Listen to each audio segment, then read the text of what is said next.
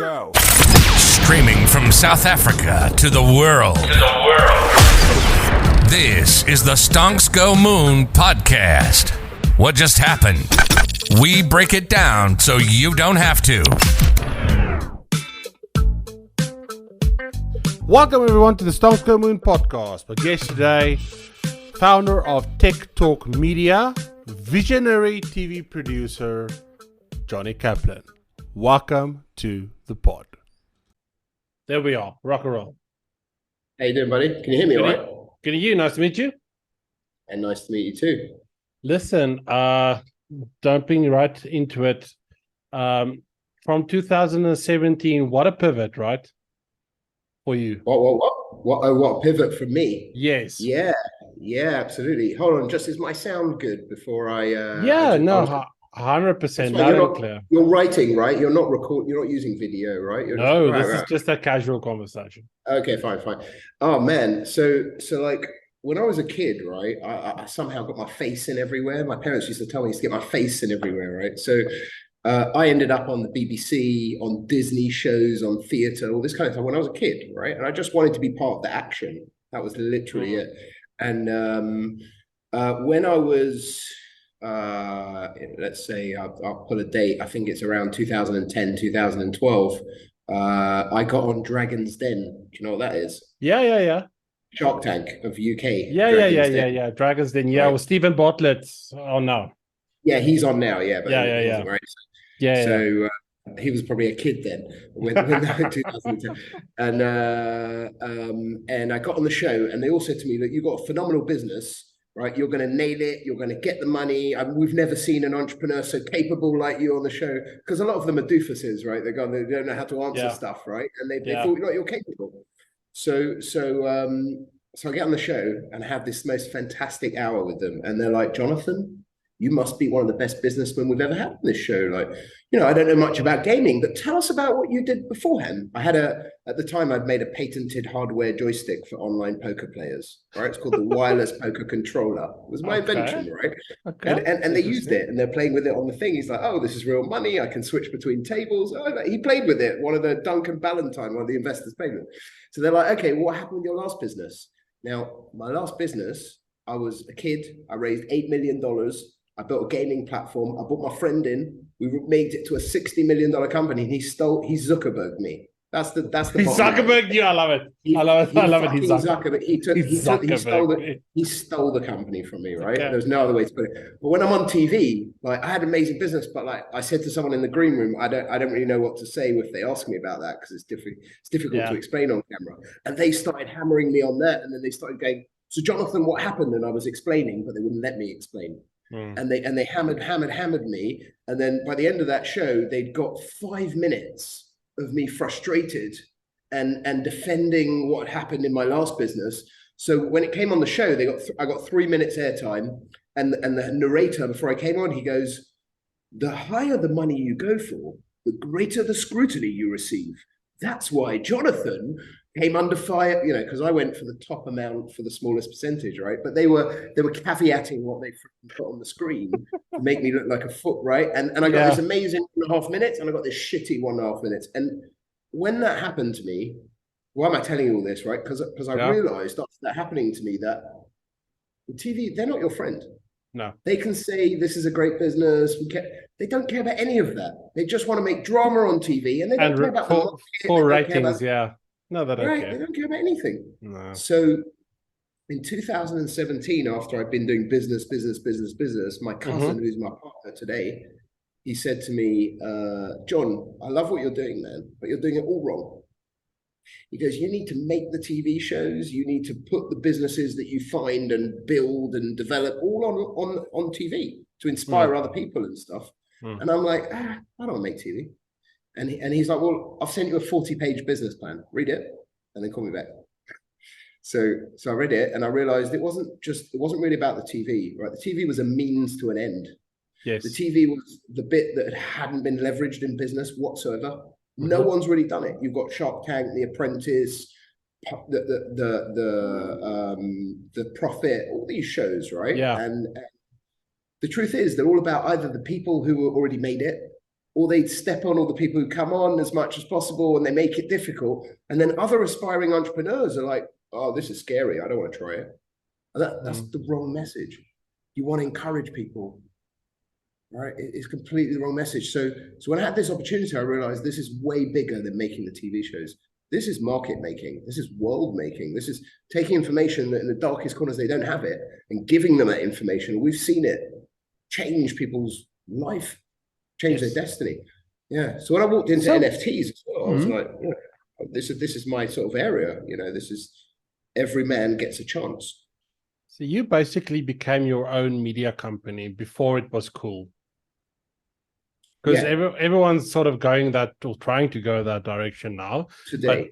But that's where I thought, geez, in 2017, that's very early because no one was thinking in that direction. No one's done it. And I tell you that Forbes television fell out the sky. CNN business television fell out the sky. They all basically tried it and didn't get it because they made like newsy shows that were reporting stuff. They didn't understand the market or care about it. They were just trying to get news again, right? And so they don't understand the beast, right? And what we're doing is we make shows about amazing individuals. Yes. And we don't script it. We don't write anything. I don't even know the questions by the time I arrive there. Usually I do 5 minutes research before I even start the thing, right?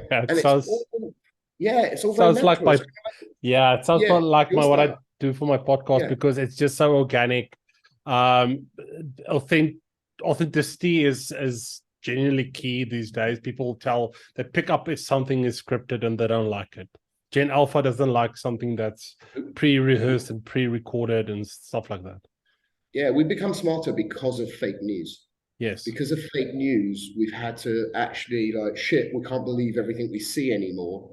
So actually we have to think about it, right? And we've been conditioned to think about it. So you're right. It's they can smell a rat really easily. And I think the scripted stuff is really not all scripted. I'm talking about like scripted news or like shows where they push an agenda and they're not about the show, right? But they clearly we see that today, and I think that's why Disney's losing money and Netflix and all these companies because they don't get it yet. They don't get it when they lose so much money. They're gonna get it soon.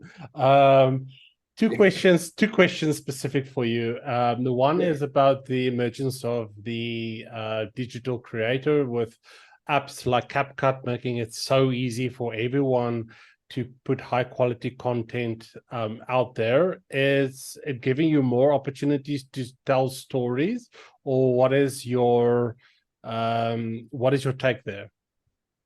So it's a bit half and half, right? So I don't think the digital creator came around with NFTs. I think it's been there, like you said, it's about apps, right? It's like the abilities and access to stuff that we've had and markets. So I think it's always been there. I think that Saatchi art has always been selling art, right? Etsy has always been selling creative stuff. So that's not really anything that new.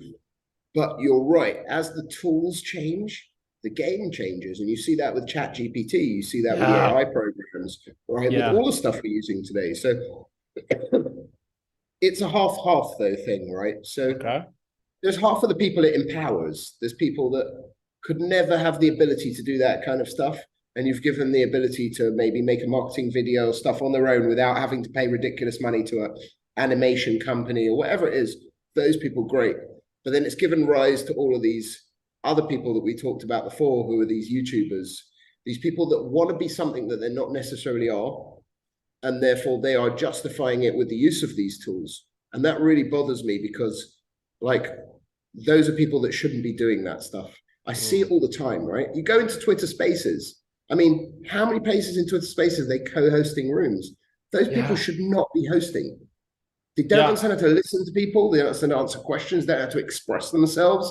They shouldn't be doing it, but they want to be a podcaster or a YouTuber or a host of Twitter Spaces. And those people write it usually on their profile as well. If you see Twitter Spaces host, that's not necessarily a very experienced or professional Twitter Spaces, because no one who is one actually writes that on their profile.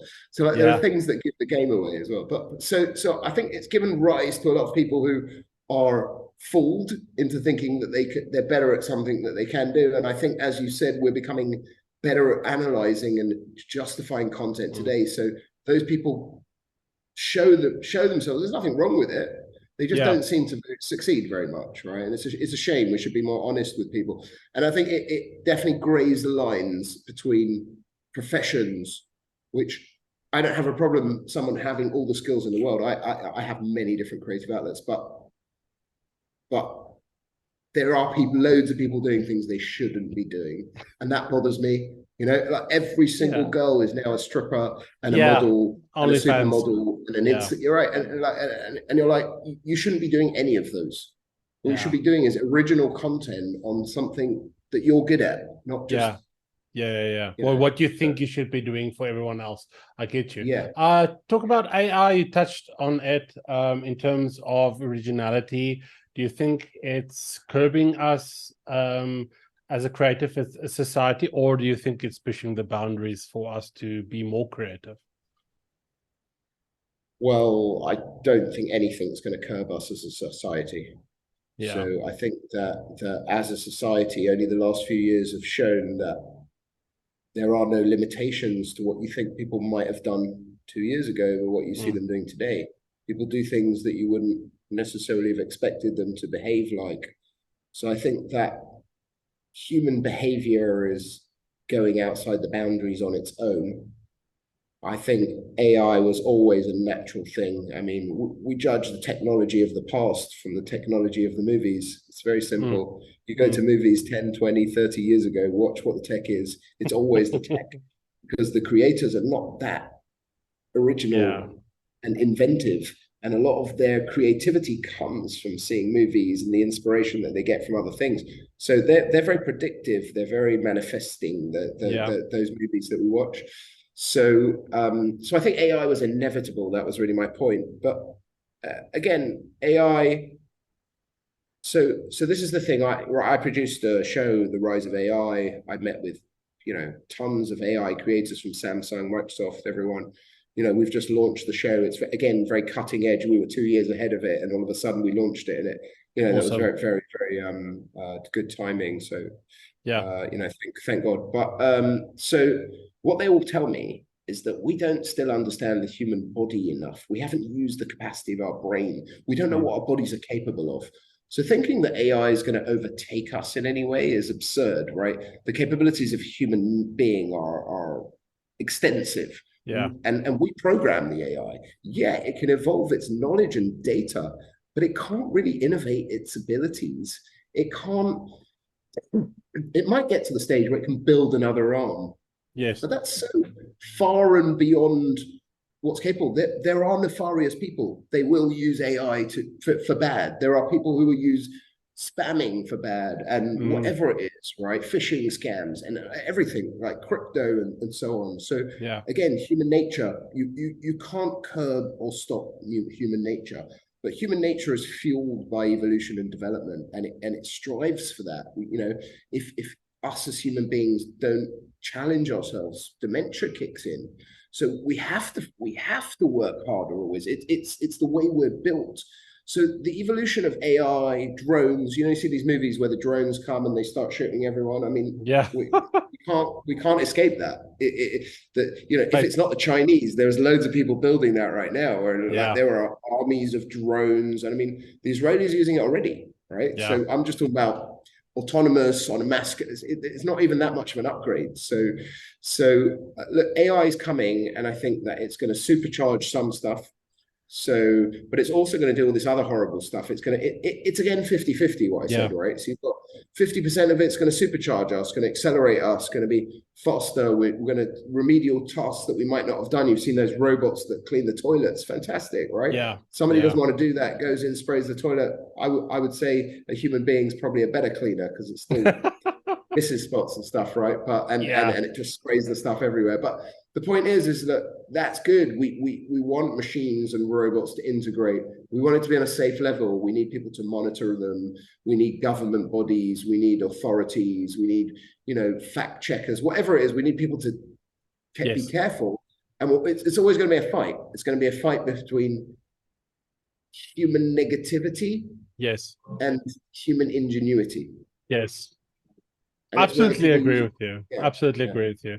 Listen, I've got everything that I need.